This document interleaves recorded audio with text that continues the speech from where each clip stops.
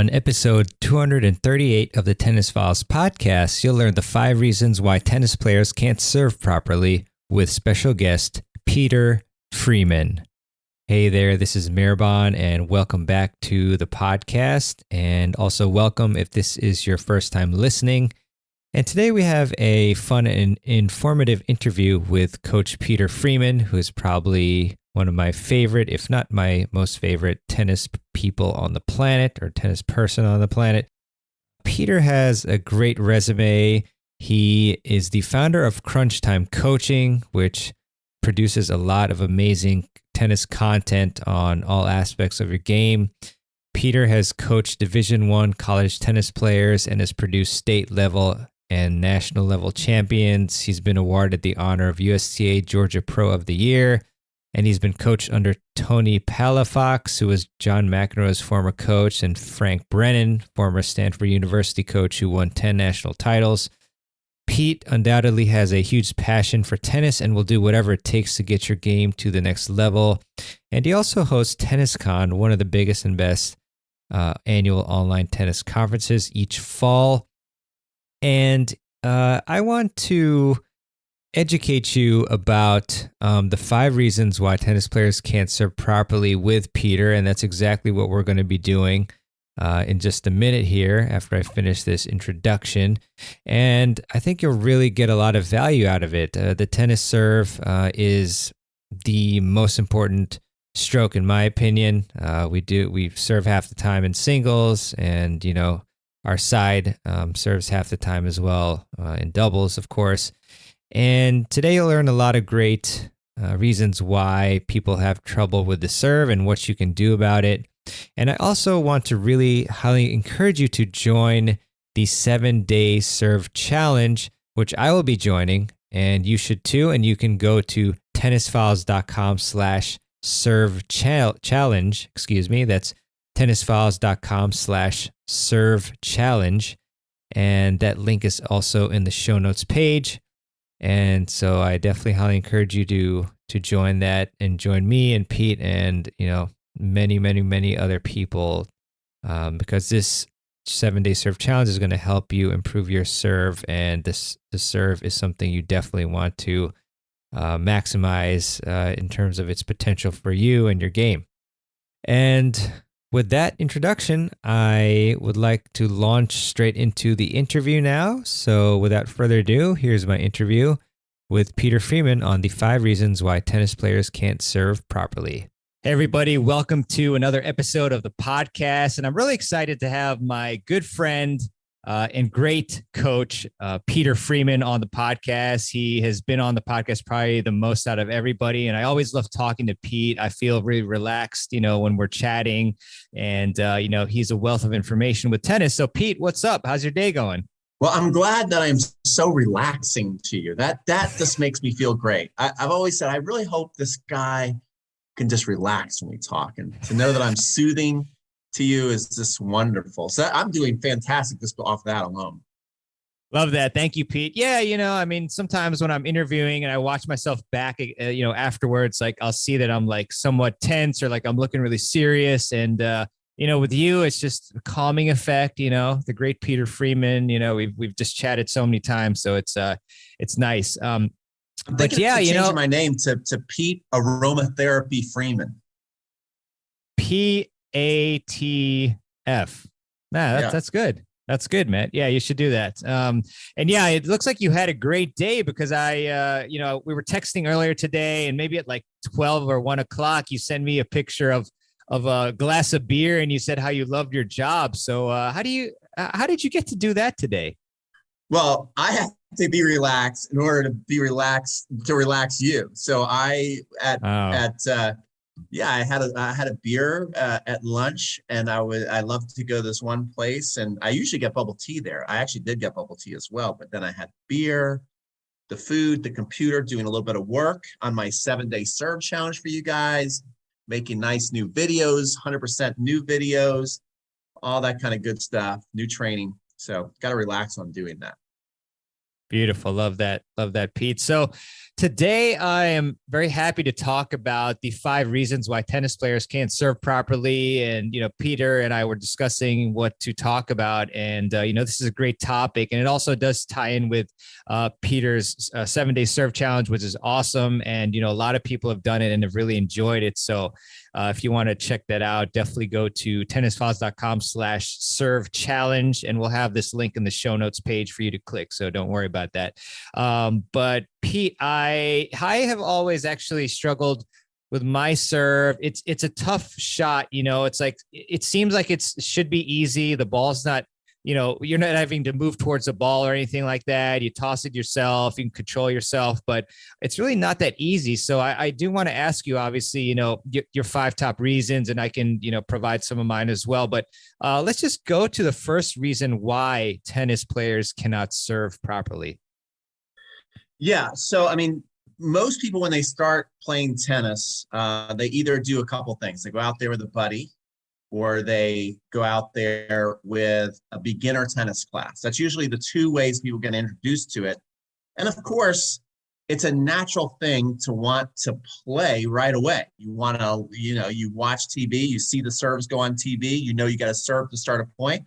So you want to do that as soon as possible. And, the fastest way to start learning how to serve, which makes the most sense if you don't know advanced technique, is to just grab it like a frying pan. You're basically like in an aggressive semi-Western grip, and that's going to push the strings right to the court. So you just basically have that frying pan grip, you tap the ball forward, it's in the box, and you're playing tennis. So in the short term, that is the fastest way to start serving and get the ball in and playing. So it's not a bad thing if your goal is like, I want to play as quick as I can and learn how to play a real tennis match. Now, the problem becomes as you start to get kind of good at the game and you start to notice other players at your club, you're like, wow, they have a good serve, or my coach has a really good serve. When I watch TV, they have amazing serves. Everybody I'm playing with and looking around the club, about 85% of the people at the club don't have a good serve. And the reason why is because most people start out with exactly like I'm explaining, and then to relearn it and completely change the grip is a really tall order. And so that's one of the biggest reasons right off the bat why people don't learn how to serve properly. And so this podcast that we're talking about, my 7-day serve challenge, this is a negative title, right? Why you don't serve properly. But what I want everybody to understand is that everybody can learn how to serve properly if you follow the correct steps. And I think that it's a big desire of most players who play tennis, especially most players who are going to be listening to a podcast like this or watching a YouTube video who might sign up for my 7-day serve challenge. This is a more hungry crowd. So if you're hungry and you're willing to follow the right steps, you can do this. You can be one of the people that stands out from the crowd, because the crowd playing tennis can't serve properly. Now, Pete, great stuff. I'm wondering, I guess changing the grip and having the right serve technique may not be for everybody. So can you tell us who is the type of person that maybe they shouldn't worry so much about changing their technique versus who is somebody that they should definitely, change their technique if they have a certain sort of approach or goal or anything like that? I think that's a great question, because my goal and job as a tennis coach is to look at each individual and figure out what they want, what makes them happy on the court. And so if people look at the challenge of learning how to serve properly and they're like, that's just too much time, then don't worry about this. If you are what I would call a weekend warrior and you just love going out hitting the ball, you love competing, you love your 3-0, your 3-5 league, and you don't want to be overwhelmed with something else to think about because you've got a job, you got a family, you got kids, and you're pretty good at your 3-0, 3-5 league and you love it, then don't worry about changing your grip, because, the mass of tennis players are serving with the wrong grip and the wrong technique. And so you're going to have plenty of competition and be able to win and lose more than enough matches out there and have a great time doing it without having to change your grip. So if this becomes too much of a stressful thing and you don't really want to change, you don't have to change. That's number one. But I do think that the odds of that happening with people listening to this podcast and watching a YouTube video and going through courses, I think the people who are going to be fine with that is a low number. I think these are what I like to call totally obsessed tennis players. And so they are looking to get to the next level, not only just in winning matches, but one of the people that I teach, he said something really that I love. He's like, Pete, of course I want to win my matches, but it's more important to me. I want to learn how to play beautiful tennis. Like he wants to learn the art of tennis. So if you're somebody who just wants to win matches at all cost and you don't really care about, going level by level up and you just love your competition that you're in every week, don't worry about changing your grip. If you're somebody's like, I want to win, but what's even more important is I want to learn this art of tennis. I really find it a fascinating sport and I want to do things the right way. Then you should probably change your grip. Yeah, thanks for that, Pete. For me, just to give you some insight, I'm playing against tough players, mostly 5-0, some 4-5s, and they will eat up the return if your serve is not, placed well or doesn't have enough pace or enough spin, variations of that. So I'm always looking to improve my serve. And, if you want to really achieve your potential as far as, levels, then you do want to take the time to get the right technique. But if you just want to have fun or you're content with your level and you just are purely okay with just trying to win with strategy alone, and of course other factors like mental game and stuff and fitness, then you don't have to change. If I can stop you right there, Maribon, because I've heard you said in the beginning, that your serve, you think it could get better.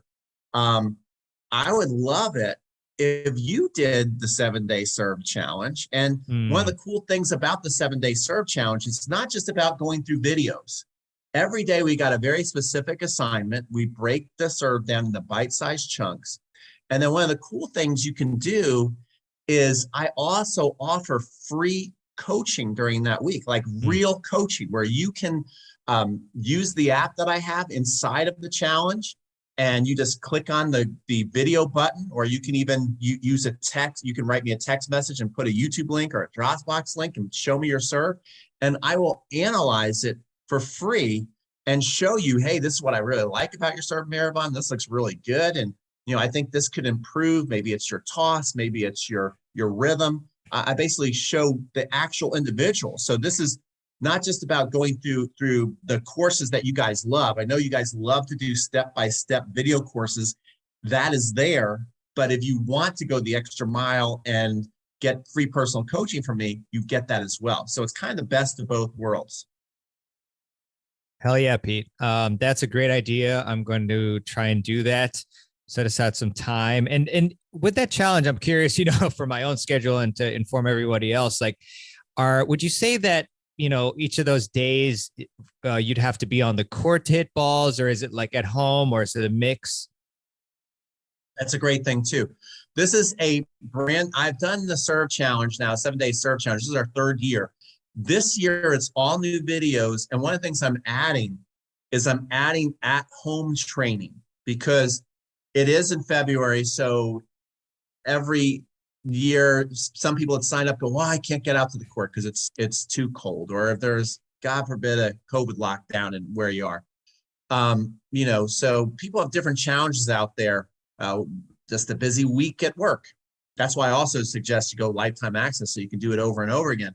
But I'm doing at-home training as well as on court. So each day you're going to get a lesson that you can go out there and do on the court, step by step. Just follow what I'm showing you. Usually 2 or 3 drills to go through. And then I'm also doing at-home training as well. And don't take the at-home training for granted. One of my favorite, I'm so happy that there's this movie out there called King Richard, which I think Will Smith is actually nominated for a Best Actor award. So that's kind of cool to see a tennis movie, actually get some nice publicity and be out there. But the young ladies who play at Venus and Serena, when I was watching the film, I was like, oh, thank goodness, they finally got some good juniors. So I don't have to like turn my head to watch the tennis. And I was shocked to find out that these two young ladies never played before.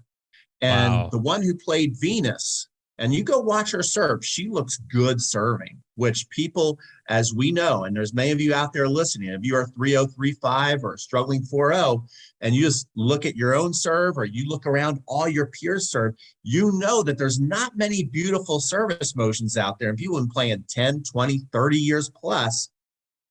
These two young ladies never played before. And it's not because now you could go, well, they just must be younger, more talented. No, they had great step-by-step coaching. And the coach said, you're not hitting a ball for 2.5 months. I'm going to teach you the art of how to serve. I'm going to teach you each progression. We're also going to learn in the style of the Williams sisters. So not only do I want to teach you what a professional serve looks like, but we're going to learn how to look like these, greatest players of all time, Serena and Venus. And if you watch the lady who played Venus, her serve looks a lot like Venus, and she never played tennis before, but the coach didn't let her hit a ball for 2.5 months. So do not sleep on the at-home training modules. Yeah, for sure. I'm really excited to have that too, because weather is fluctuating, and it's great to have that. And yeah, I mean, it's all about progressions, like you said. You can't just go into a match and start trying to change your serve technique. It starts with the shadow swings. Awesome, Pete. Let's go to the second reason why tennis players cannot serve properly. Okay, let's do that. I'm having a lot of fun, by the way. Are you relaxed? Me too, man. I'm even more relaxed than when we started. Oh, good. Well, I'm glad doing something right here. Okay. So the second reason why most people never learn how to serve properly is that every time you play a match, you're digging yourself deeper and deeper into that technique hole. Okay. Because you're going out there and now you're starting to develop a serve, and it's not the right serve, but you're starting to develop a serve that is battle tested. It's what you do under pressure. And so, that starts to really ingrain the muscle memory, because you start out with the wrong grip, you've developed it, and now you're starting to play your matches and you're figuring out how to get a little better and a little better and a little better with the wrong grip. You're starting to learn how to hit a serve a little harder. You're starting to learn how to place it a little better. But at the same time, that serve is only going to go so far. No matter how many buckets of serves you hit, the hitches and glitches that you're developing are going to stay there and get even more ingrained, and no matter how many basket serves you hit, if you have the wrong grip, you're not ever going to really be able to go up there and hit a super aggressive slice or kick serve. You're going to have to poke the ball in. There's a couple of people who can go out there and hit a flat second serve fairly hard and get it in, but there's not too many of them. And so that's what's really tough about playing these matches and also trying to learn to serve the right way. It's a tall order. And, later in this interview, I want to kind of walk people through, well, how do you navigate both? Because I don't want you, if you do love to go play your leagues and you get a lot of social out of there, I don't want to pull you out of league matches for like 2 or 3 years, so you can learn how to serve properly. You don't have to do it like that. Then I'll explain how I'd like you to do it a little later as we get into this. Pete, I'm really excited for that part because I actually was able to get a lesson with Vesapunka, who I had on the podcast. I'm trying to remember if it was episode 226, but double check on that. And yeah, he's a great coach, president of Junior Tennis Champion Center, which is in Maryland, and TFO and Kudla and Robin Montgomery. They've all trained there. And so, yeah, like I said, I had a lesson with him, and he found out that, one of my flaws is that I don't look at the ball long enough. And very interesting, he noticed that because of that, my body would collapse and I would open up too early, simply by not watching the ball. So I found that to be a really, really insightful lesson. But at the same time, I've had so many USC league matches. I've got a 9-5 men's combo league. I'm on a couple of mixed 9-0 doubles teams, and so it's really tough, when you're playing the match to make even a what seems like a simple change of like just watching the ball throughout. You hitting it on the serve. It's tough, especially when you get at the crunch time. You go back to what you used to do, and like you said, like your strokes may feel really good because you keep hitting them over and over again, but in reality, you may be pulling away even more so than more from what you need to be doing on the other side of the spectrum. So appreciate you mentioning that trap. Mm-hmm. Absolutely. Yeah, man. So yeah, let's go to the third reason, Pete. Okay, so the third reason, we're kind of building these ideas together, and if you do play a lot of tennis, you'll know, and we've all felt this with certain parts of our game. There are certain things that we can get away with and work that we know long term we don't want to keep doing, and so this becomes a really tough thing. So number 3, and you have to be honest with yourself, is your ego holds you back from really learning how to serve properly. Again, you might have you get in, you're a beginner at some point. Everybody's a beginner at some point. Then you kind of get the bug, like, I love this. Then all of a sudden you get in a league, and maybe you take your lumps the first year and lose a lot of your matches at like 2-5, 3-0. Then all of a sudden you start winning matches at 3-0. And then all of a sudden you quickly learn, if you have decent hand-eye coordination and you just start to get some court sense, all of a sudden, boom, you can just zoom up to the 3-5 level.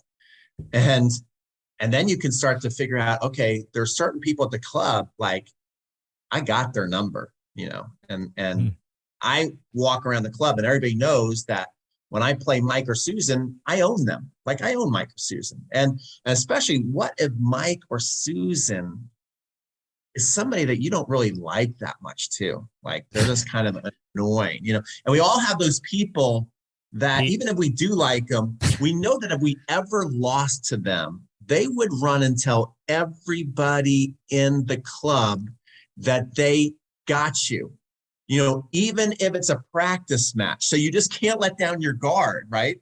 Because we all build up those kind of like a reputation in our little ponds. And so we want to keep our rank. We don't want to lose to somebody that we know we own. And, to start to learn and to change, you might have to take 2 steps back before you even take a step forward. And that's really hard to accept for a lot of people. I'm, again, going to get to how you don't have to take as many lumps as maybe you think you do. But it is a hard thing to kind of put the ego aside and to maybe lose a match or two to people that you really don't want to lose to. But if you look at the greats, they're willing to do that. And they're willing to do it in front of the whole world. And they're willing to do it even when things are going great. Probably the best example I've ever heard, which I couldn't believe, is Tiger Woods when he first came out. Tiger Woods became Tiger Woods right away. Everybody heard of Tiger Woods. He was going to come out of Stanford. He's amazing. And then he backed it up by winning the Masters really fast and just being the best player in the world really quickly. And then I think it was like maybe 2 to 3 years into his career, he had a slump to where he was losing. And everybody's like, what's wrong with Tiger? Because, Tiger is like the best by far. And Tiger said, I'm changing my swing. And they're like, well, why are you changing your swing? Like you're Tiger Woods. Like, why would you need to do that? He's like, because I want to get better. And when I get this new swing, I'm going to be so much better than I am now. And lo and behold, like the next year after he had a slump, he killed everybody. Everybody. And that's an awesome example. And did he, so I guess you said he went through a slump, right? So did he continue playing tournaments as well, Yes. even though, okay. He did. Mm-hmm. He continued to play tournaments and he had a rough year. But he kept working on the swing behind the scenes until all of a sudden it could assimilate into match play. So, I don't know if you want to, yeah, definitely, Pete. And I don't know if you want to go through this yet or hold off till later. But again, the question is, how did Tiger do that? Like, was he just laser focused? And like you said, I don't care what place I get in this tournament, these tournaments, like I'm very conscious about my exact swing pattern and I'm hitting it during the tournament. Or did he still try to win, but then immediately afterwards, like practice 1,000 balls of the new technique? Like, how did that work?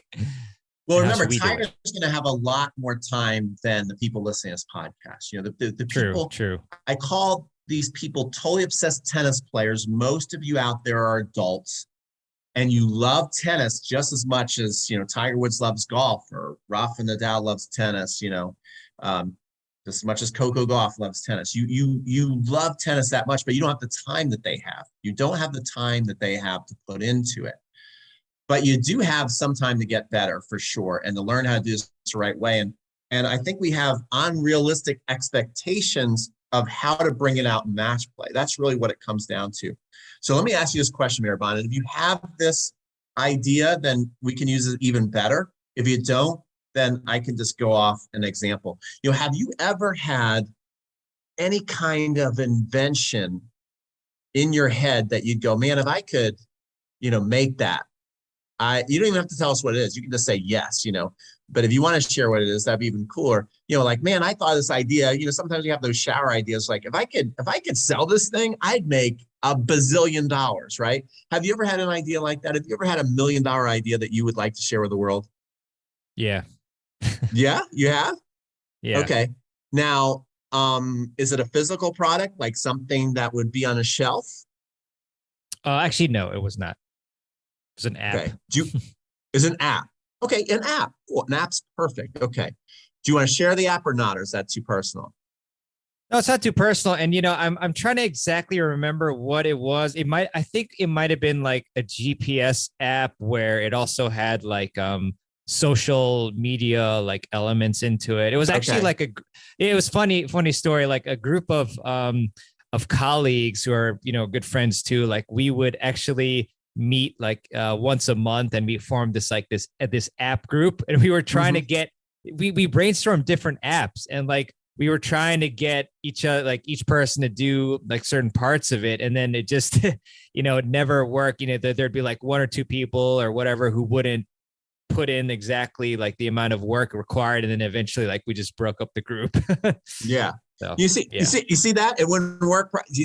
This is so perfect. So yeah. I mean, an app is a great example. So Maribel wants to build a product of an app. Okay. So he's got this great idea. Now, obviously everybody'd want to just snap their fingers and have the app go on people's phone and have it work properly right away.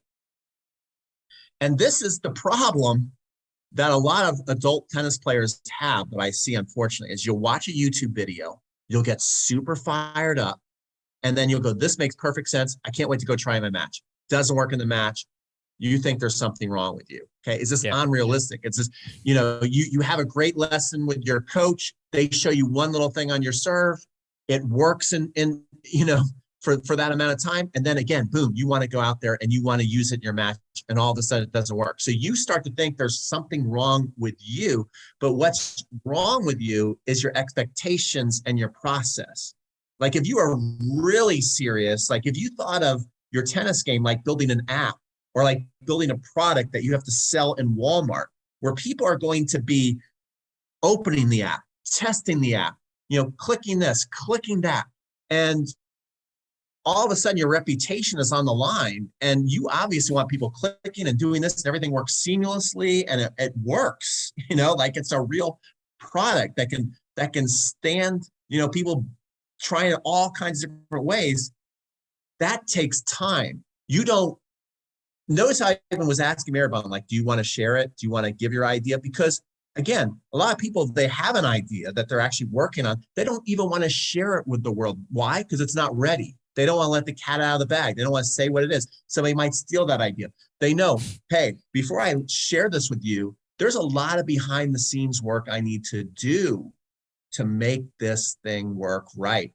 And so here's my best advice that hopefully will give you some peace of mind on how to really finally develop how to serve properly.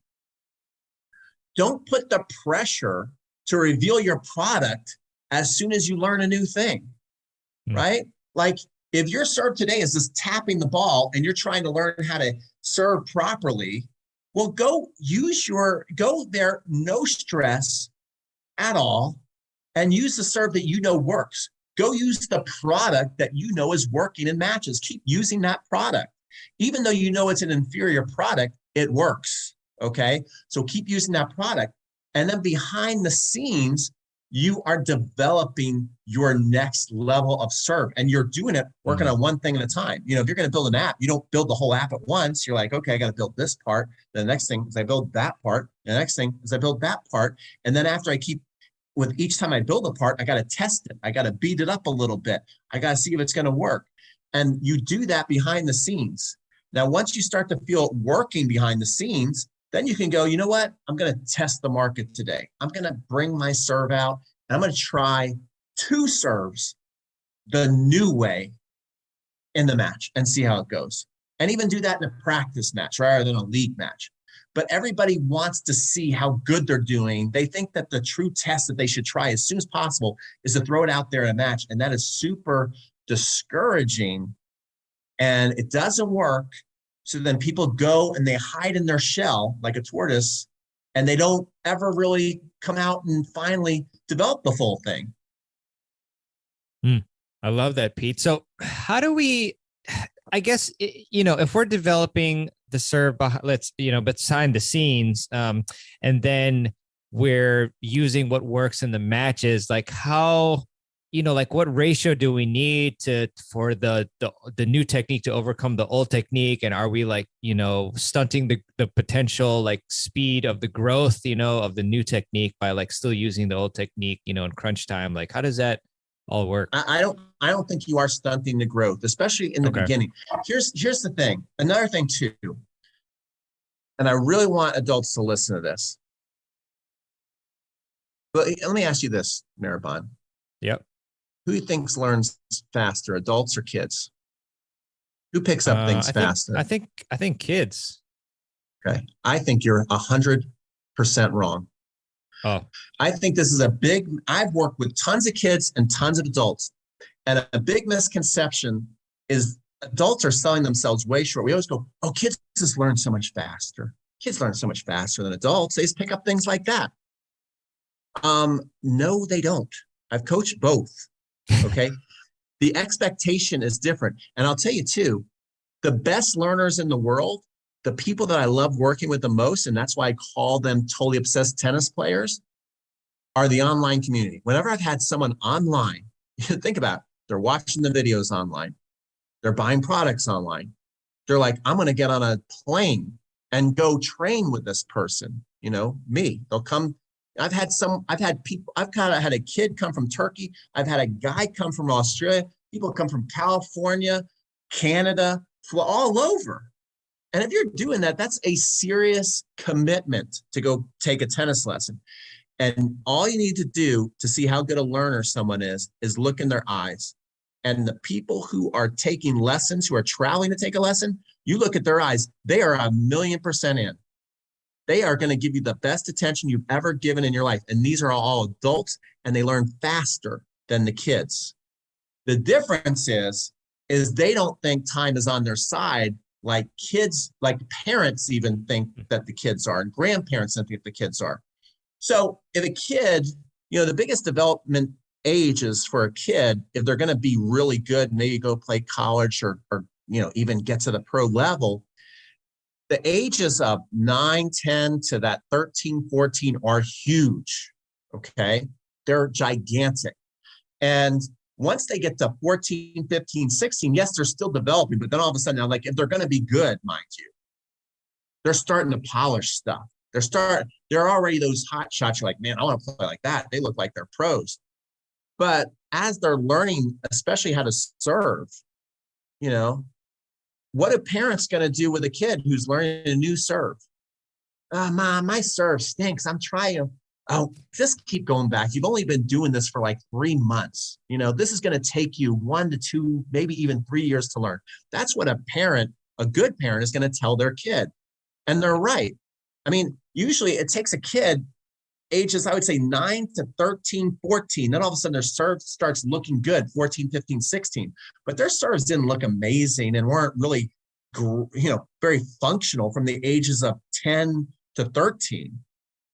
Once all of a sudden they start to get 12 to 13, now all of a sudden it starts to look good. But especially 9, 10, 11, it's like if they can just put spin on the ball, they're excited, the coach is excited, the parents excited, the grandparents excited. That's the kind of expectation you need to set for yourself. That's how you learn. They're not learning faster. It's just you look at the way they learn and a lot more realistic. And here's another thing. It's taken them that long and they don't have, for a lot of it, they don't necessarily even have a choice if they're going to go to practice. It's just like, okay, we're doing tennis. So they know it's a very structured system. They know, okay, I'm going to go to my clinic 3 days a week. I'm going to get 1 or 2 privates a week. I'm going to play a tournament on the weekend. So they have the system built in that unfortunately a lot of adults don't have the luxury of having. And so they're in a perfect system to learn this. And they also have the right expectation. Like, this is going to take some time, where unfortunately too many adults, even though they're mature and everything, they'll watch a video and think, that's it. I have been missing that. Let me go do that in my match tonight. So you got to flip your mindset a little bit. Think of yourself more like a kid. How would a kid learn? How long would it realistically take a kid to learn? And realize that you'll learn it just as fast, if not faster than they will, not slower. Yeah, I mean, you bring up some great points there. I mean, a lot of it does come down to, how passionate you are about it, how disciplined you are, and, how excited you are about learning something and how much you put into it. So, I mean, those are really important factors, Pete. So good to consider that. Pete, what are we on now? Are we on number 5? Number 4. Wow. Okay. Awesome. You want to go for that? I do. So kind of again, this building blocks here of ideas is a lot of adults, and I get to see it on video,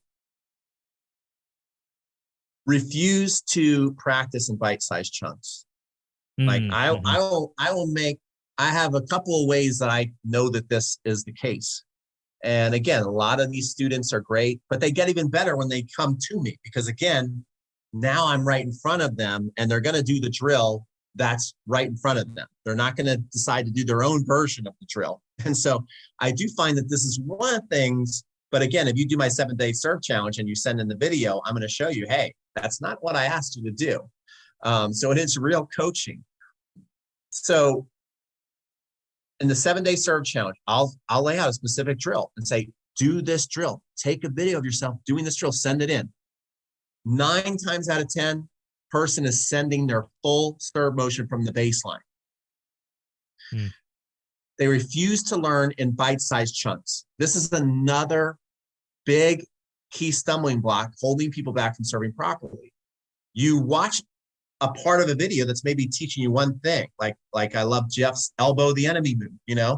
And the best way to learn that elbow the enemy move is to start elbowing the enemy and throw the ball. Well, people will try and do the full motion and then figure out if they're going to elbow. It's not going to happen like that for most of you. It's just not going to happen just because you hear the idea elbow the enemy and then think, well, now I got to elbow the enemy on my serve. It's not going to happen that fast. You got to practice right from the elbow the enemy move and do the serve. That's how you can start to actually get that one move. So if you learn how to break down the stuff in bite-sized chunks, you have a much higher probability that you're actually going to learn how to serve properly. And a lot of people out there are not willing to do that. They'll show me videos. I'll say, hey, do this. And again, it comes back. They're right back at the baseline trying to do the full thing. And so just be patient with yourself. Be willing to take fun and pride and enjoyment out of the journey instead of always wanting to get to the destination right away. Yeah, I always feel so good when I just have this attitude of like, I love practicing. I want to figure this out. I want to get better and enjoying it and being grateful that I'm able to even just play tennis. But you talk about breaking down different aspects of the serve, and I'm curious, like, what's your approach for that? Because I know that a lot of players in the audience, I mean, even myself, like we have more than one problem area. So then, like, what's the approach? Like, do we do the first one like in sequence and the next one, or the one that's troubling us the most? Like, what are your thoughts on that? Yeah. So, I mean, again, everybody's different. So like I have a program called Next Level University. That's another way I see people saying videos. And then, sometimes we're just starting from a specific point that is intrinsic to the way they do it.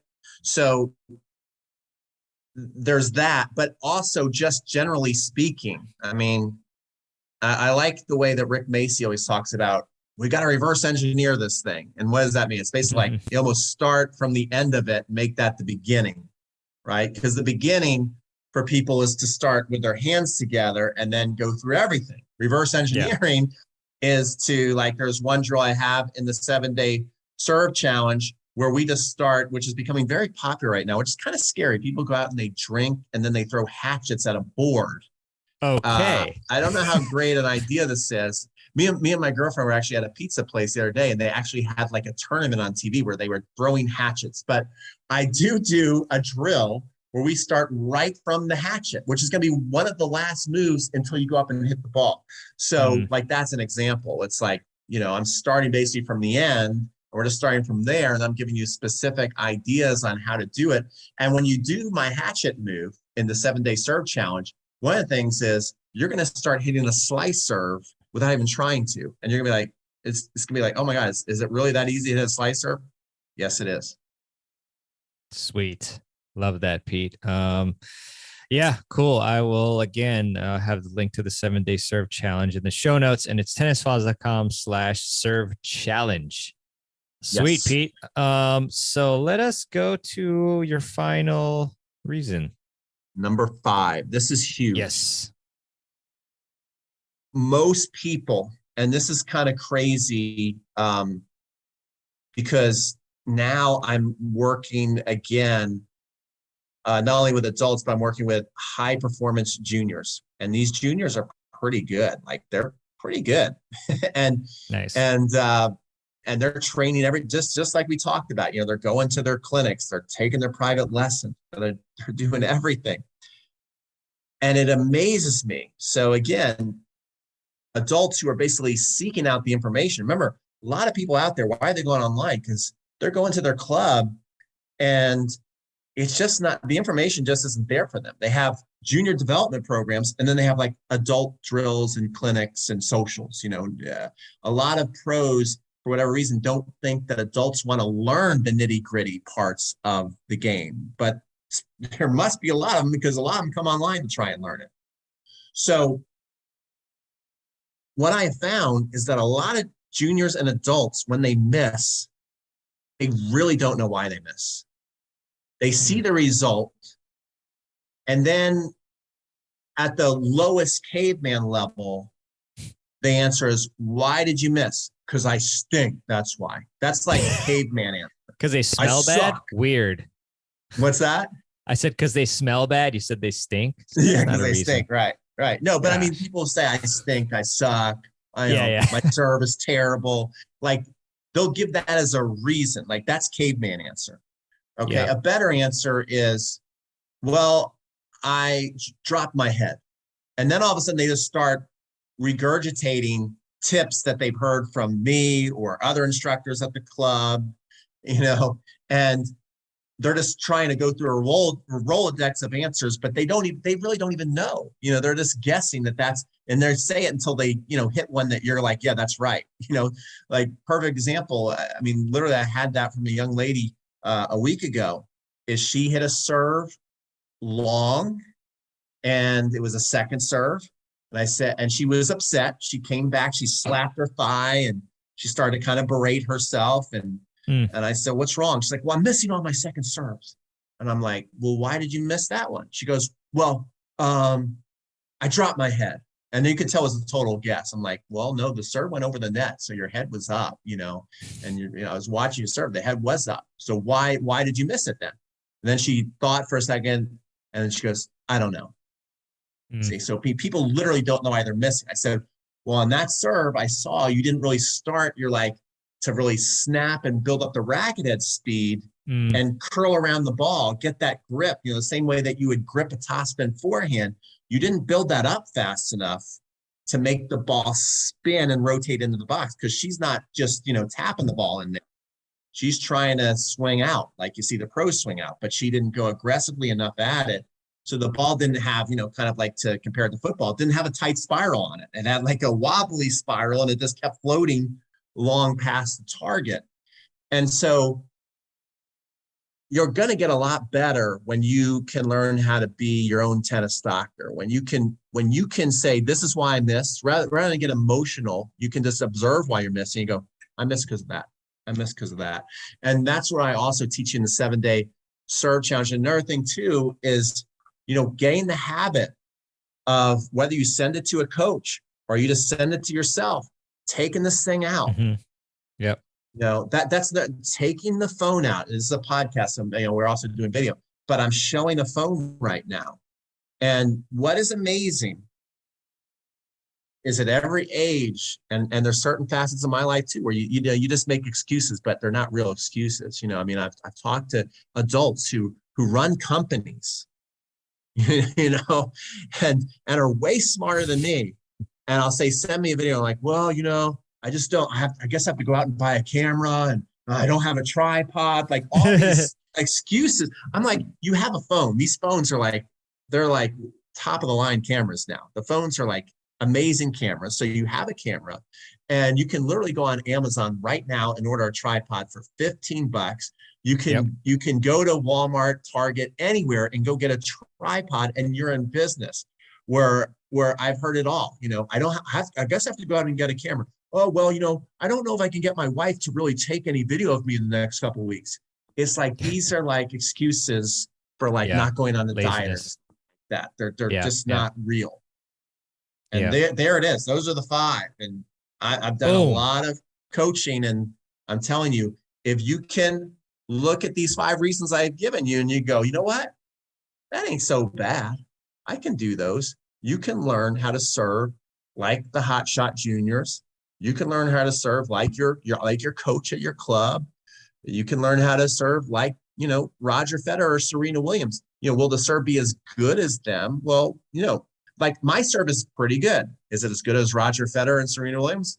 No, but it's got the same elements that they have. And that's what I'm talking about. I'm not saying, I'm going to guarantee you a 120-mile-an-hour serve, but I'm going to teach you the key elements that make up a professional serve. So if you want to, play beautiful tennis, like I mentioned earlier in this podcast, you can do it. So I have 2 follow-ups to this, and I hope I don't forget the other one. But I'll tell you the first one is, you did mention how your student, she was not quite getting that acceleration. And, I felt that in the past, where I feel like I just don't get that acceleration needed to really, get a lot of, hit a heavy serve, have a lot of speed on it. So do you have any tips for us to get more racket head acceleration, which really is key to hitting a big serve? Yeah. So I can try and explain it as best I can in the podcast. Now, in the 7-day serve challenge, I really get visual about this. Number one is the pros. You'll see sometimes when they drop the racket. So for the people watching this video, maybe on Instagram, you'll notice that the wrist gets like really loose and has a weak look back here. So you'll see it kind of this like hanging here, like as they're getting into their tilt. Okay. This is actually a big power move, this nice relaxed wrist that's drooping down. But some players get up there. So again, it's almost the same thing, but instead of it being down here, now it's up here and it's really loose. So you can whip it. And that's another thing too that I really like to have people think about is think of the acceleration like a whip. It needs time to really build up that pop. And so if you're late and getting closer to the ball and then you accelerate, it's not enough time to then, by the time you're hitting your target, to kind of get that kind of, result. Think about if you had a whip and you just stood right next to a basket. Let's say you wanted to whip a tennis basket of balls and you stood right next to it. Well, if you cracked the whip, you wouldn't have enough room. It wouldn't really be making that sound. It wouldn't be, kind of like that violent sound that you hear a whip. Now, if you stand back, however long the whip is, let's say the whip's 10 feet, you stand back a good 10 feet, and then you crack the whip. By the time it hits the basket, it's going to have so much more acceleration and pop into it. So I want people thinking about their whip even before the acceleration happens. Like, again, when I get up into what I call a secret power source, okay, so this is before the racket drop. When I get up into the secret power source, I am thinking about full steam ahead. I'm thinking about whipping right out of this position, where some people are still like coming behind their head and then going up, and then they start to accelerate, and that's too late. Yeah. I see what you mean. Okay, great. I was going to ask a clarifying question, but yeah, that's what Rick Macy, who I'm actually going to be speaking with him on Monday, which is going to be fun. But he, he mentioned that synchronization between the racket drop and pushing off with your legs. And so, yeah, I've filmed myself and I have that issue too, which I've been working on for a while, where I kind of drop the racket first and then I start accelerating. So I think that's a big one. And I mean, any tips on how to do that? Are you just like, you consciously try to time that, like, the push off with the drop? Is that kind of? Yeah, well, that I actually have studied that same video from Rick, and he just verbalized so well. And that's part of the 7-day serve challenge. I'm like, the racket drop is dictated by the leg drive. Yes. And again, sometimes you'll watch the pros and you'll see like, well, it looks to me like the racket drop's going a little earlier than the leg drive. But again, it's they're thinking of going up, okay? It's like their legs have kind of coiled down as low as they've got. Now they're ready to spring up. So when they get to that position, even though they haven't sprung up yet, they're thinking about springing up. So that's when the racket's going to start to drop behind the head. And at that point, when those legs start to shoot up, they're going full steam ahead. But again, even if you don't jump, you don't need to jump to get that same experience. It's like, you could be on the ground, but however much you're going to bend your knees, when you start to get up on maybe you get up on your tippy toes when you serve rather than jump, it's that same experience. That's when you need to be whipping. That's when you need to be going in your racket drop, and the racket's got to be going full steam ahead. And that's why it's important to learn how to hit spin on there, because, just like the pros, when they swing forehands and backhands, they're pretty much going full steam ahead, but the ball is going in safely all the time. So they couldn't do that if they hit every ball flat. Yeah. They couldn't do that if they hit every ball flat. That's why the spin keeps the ball in. So we need to learn that same kind of method for how do you make a ball spin with a serve. And that's why it's so important to have the right elements. You can hit 10,000 baskets of serves with a hammer grip. You're never going to get a slice or a kick serve with it. Yeah. And Pete, the other follow-up question, which thankfully I remembered, is, you talk about knowing like the reasons why we, miss our serves or they're not optimal. And I was curious because I've seen your serve, of course. And, in my opinion, not just saying this because you're my podcast guest, but I think you have a very nice serve, wicked slice serve. I mean, you've taught that one on the summit before us, the slice serve. Love that one. So why do you think that your serve is not as, fast or powerful as the pros, like you just mentioned a few minutes ago? Yeah. So to answer that, it's again, well, I mean, certainly there's athleticism involved, like the way how flexible Novak is. I mean, that's an advantage that he has over me for sure. Not only just because of my age now, but just in general, he's this more flexible person than me. Yeah. But I would say also, your question kind of reminds me of Tom Brady was out there on a field with a throwing coach, and he was throwing the same pattern over and over and over again. And the coach was just fine tuning each and every throw. And Tom Brady was just eating up all the information. When he left, it's like, I feel like we made a major breakthrough today. And he's leaving the field super pumped up. And then his throwing coach said, yeah, Tom feels like he made a major breakthrough today, but it's really like frog hairs. Okay. So when you look at somebody who's got a good serve, like me, and then you look at somebody who's got a great freakish serve, like, Roger Federer. Yeah. Like who? Karlovic. Yeah. But that's like, he's 6'9". But I mean, Roger Federer is about my height, and his serve is obviously way better than my serve because he's Roger Federer. Okay. So that's when every element starts to come to frog hairs, the timing is just that much better in every single move. And so the results just add up, even I got to talk to Sam Querrey one time at the Australian Open. He had dinner with a group that we were at this, what was it called? No, I don't want to forget, Tennis Ventures. And he joined the group. And everybody's asking, well, what's the difference between just like you kind of asking, like, what's the difference between like you and Roger Federer, And he just said, those guys just do everything a little better. And when they do everything a little better than you, it turns out to be a lot better. And so that's how I can kind of explain it. You can look at my serve and go, oh, it looks pretty good. It's a good serve. I don't really see much wrong with it. I mean, everybody, of course, there's things to improve, but in general, it's pretty good looking serve. Why isn't it as good as Roger Federer's serve? Well, he's doing all the same things I'm doing, just a little better. And then when that pops off his racket, it's a lot better. Love that, Pete. Thanks for that. It's really cool that you got to chat with Sam Querrey and, give him a query about his serve. I'm sorry, that was terrible that joke. I love this. So this has been some really great stuff, Peter. I want to ask you just a couple more questions. I mean, one just simple one is, where can people go to connect with you? Where would you want them to go?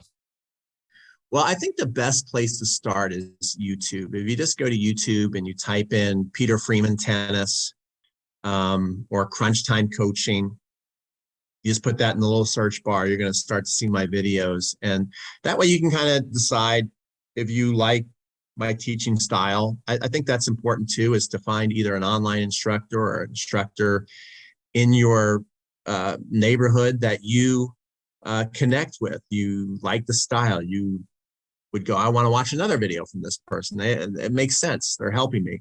So I would go there. And then from there, I would definitely on pretty much almost every video, I usually offer something for free to get you better. It could be a free serve course, it could be a free forehand course. And if you fill that out, then all of a sudden you'll be on my email list. And if you get on my email list, then you'll always see when we're doing challenges, when we're doing different training events in person. Like people come out here to Atlanta. We go to the Cincinnati Western Southern Open together. So you start to learn about stuff like that. You learn about, I'll also be talking Maribon's Tennis Summit up. I do something called Tennis Con. So you'll always know what's going on with online instruction. And so I would recommend they do that. I mean, I love Pete. Like, he just does so much for tennis players. Like, I've got to say, like, I was really just amazed, because I forget what exactly it was, but it might've been last year's Tennis Con, where basically, like, if you got it, then you also got to send in videos, much like, with the 7-day serve challenge. And like, he's getting a lot, a great amount of videos. And, he not only like spends so much time to create like great challenges and, products and conferences, but he's also like spending a lot of time to actually review the videos that you all send him. And that is not easy. He is reviewing them. It's not like he's outsourcing them to somebody, so it's a lot of time spent. So I got to give you kudos for that, Peter. And I'm personally really excited to join your 7-day surf challenge. And I want everybody listening to join it with us. So again, that is going to be at tennisfiles.com/serve challenge. And you can, again, just check out the show notes page as well for the link on that. So Peter, any final thoughts on the serve? Just want to let you have the last word on that. And, you can tell us anything else you'd like. Yeah. I mean, again, the serve is a challenge. That's why we have a 7-day serve challenge. And, There is. And part of the serve challenge is to really kind of like the idea of, for most of us too, at some point it gets hard to stay in shape and to eat right. So what do? We go into a challenge, and the key is to take that motivation and to take that information. If somebody shows me 7 great exercises, said, look, all you really need to do is these 7 exercises to get in great shape and eat these meals to get in great shape. And I do it for the week. I'm like, yeah, that's really awesome. Well, if after that challenge is over, I then stop doing it. Well, then all of a sudden I'm not going to stay in very good shape for too long. So, that's the key, is to really enjoy the process, enjoy the journey, and enjoy the repetition of it. Like if you want to know the secret to success, here's the thing. Enjoy the process, enjoy the journey, enjoy the struggle. One thing that's kind of interesting. So you're bringing me off on a little tangent here, but I think this is important. I asked people I made a video, 10 ways to still improve over the age of 50. And I was asking, what is your version of tennis greatness? And for so many people, they said, when I play tennis, I just want the game to feel easy. I want to feel relaxed. Basically everybody was like answering, I want to be in the zone. And yeah, that's great. I want to be in the zone too. But the zone really comes around like 5 times a year if you're lucky. Okay. Rafa didn't win the Australian Open by getting in the zone. Rafa won the Australian Open by living his mantra. He says, I think to be a great tennis player, you have to enjoy suffering. I mean, and if you watch Rafa play that match to, in many people's mind, now become the greatest player of all time, he lived that in that match. And that's been his whole career. It didn't come easy to him. He wasn't in the zone. He didn't play the best match of his life. It ended up being one of the best matches ever. But Rafa didn't just play the best match of his life. What we really appreciated of it was the grit, the fight, the willingness to get beat up for 2 sets and to somehow think you have a chance. That's what a tennis player is about. Not just getting to reap the rewards of being in the zone all the time. That's a tough level to live up to. But if you can enjoy the struggle of learning how to do a new technique that's not coming easy to you, staying out there and beating a grinder that you don't particularly enjoy playing that day, dealing with the wind, dealing with the sun, playing in the cold, playing in the heat. Tennis is a challenge. Tennis is a struggle. It's not about going out there and playing amazing tennis every day, because then it becomes very frustrating. But if you can appreciate the fact that you're going to struggle and that's okay, then you will love tennis. Oh, so beautiful, so inspirational. Oh my gosh, that was so good, Pete. Wow, that might have been your best, speech ever on, when we were making content. I love it. And yeah, it's just, you got to get out of your comfort zone in order to improve. And when you're out of your comfort zone, you're not going to feel comfortable. So you're going to have to suffer. And, if you can just enjoy that process and just understand that it's going to bring you to great heights. And also just remember that, nothing great is going to come easy, then that's going to help you so much. And it's funny, another tangent. I was watching these YouTube videos of Mr. Beast. I don't know if you've heard of him, but he's prolific. And I saw some videos like 3 or 4 years ago when he didn't have like high-tech sets and equipment. and he did some astounding things. Like he said, who did he say? He would say like the name of an influencer like 100,000 times. Oh, Logan Paul.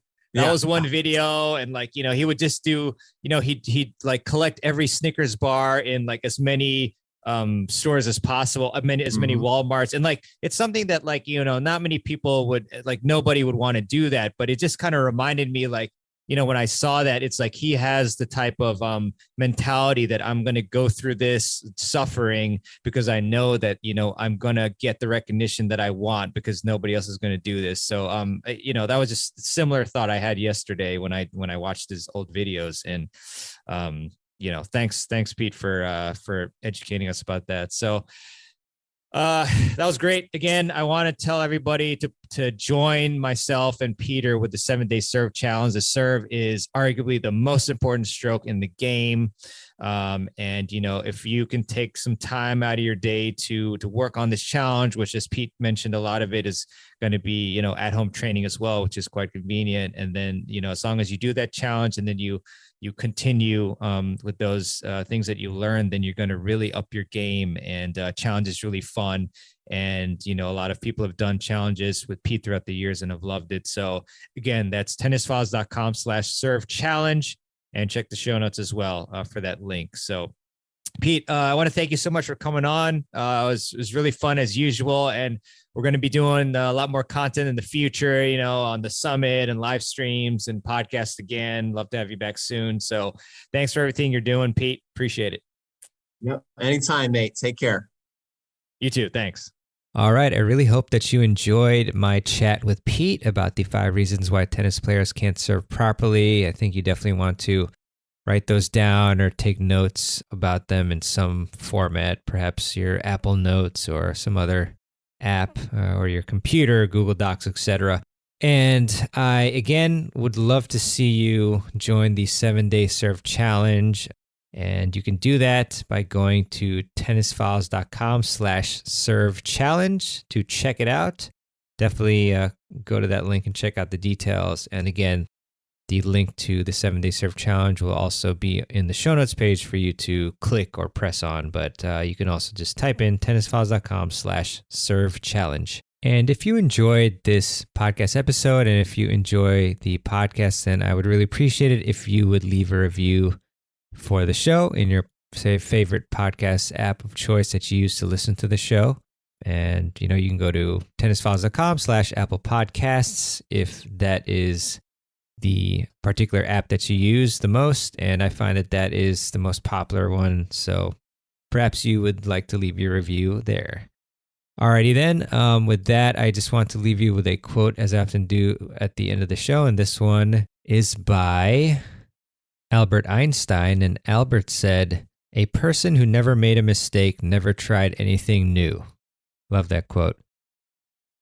And again, thanks so much to you for listening to this episode of the podcast. Hope you really enjoyed it and that you got a lot of value from it. And hope to see you in the 7-day serve challenge. Check out that link at tennisfiles.com/serve challenge. And I will see you on the next episode of the Tennis Files podcast. This is Mirban Aranchad signing out.